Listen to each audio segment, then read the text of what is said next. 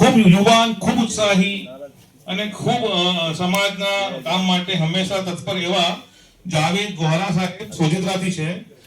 એમના વિશે જ્યારે પણ મળું છું એવું લાગે જહાં મેં અહેલે ઈમાન सूरत कुर्सी जीते हैं, जहां में अहले ईमान सूरत कुर्सी जीते हैं, इधर डूबे उधर निकले, उधर डूबे इधर निकले. એવા જાવેદભાઈનું એવું એમનું આખું કેરિયર છે સરમાં.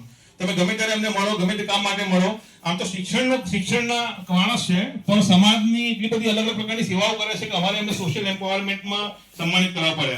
આપણે એમને તાળીથી વધાવી લઈએ. જાવેદ ગોહરા સાહેબ Jamia school Sojitra non granted સ્કૂલમાં કામ કરે છે, પરંતુ સૌથી મહત્વનું કામ એ છે કે 35 થી વધુ લઘુમતી શાળાઓને મંજૂરી અપાવવામાં ખૂબ દોડધામ કરે છે. તમે જાવેદભાઈને ગમે ત્યારે ફોન કરો, તમે ઓળખતા હો કે ના ઓળખતા હો, એમને એમ કહો કે મારે શિક્ષણનું આ કામ છે, જાવેદભાઈ હંમેશા તૈયાર હોય છે અને કામ તમારું કાઢી આપવા માટે રેડી હોય છે. એમના પાસે ખબર નહીં કોઈ પ્રકારની માસ્ટર કી છે શિક્ષણ વિભાગના અંદર કે એનો ઉકેલ શોધી આપે છે આપણને કોઈ પણ રીતે.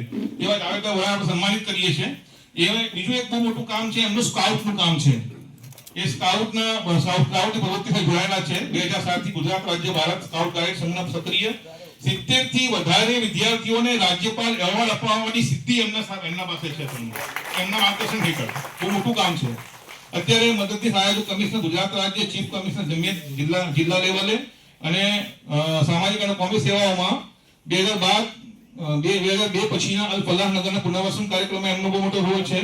વિસ્થાપિત હક રક્ષક સમિતિના કન્વીનર છે, હેલ્પ સાર્વજનિક ટ્રસ્ટના પ્રમુખ છે, જમિયતુલ ઉલમાએ હિન્દ આણંદ જિલ્લાના જનરલ સેક્રેટરી છે, ચરોતર સુન્નીવાળા સમાજના કારોબારી સભ્ય છે, એટલે મુસ્લિમ લઘુમતી શાળા સંકલન સમિતિ જે હાલમાં જ અસ્તિત્વમાં આવી છે તેના પણ તે સભ્ય છે અને ખૂબ સક્રિય સભ્ય છે. જાવેદભાઈ વડા સાહેબને સન્માનિત કરતા જમાત ઇસ્લામી હિન્દ અને ગુજરાતના મુસ્લિમો ખૂબ ખુશી અનુભવે છે.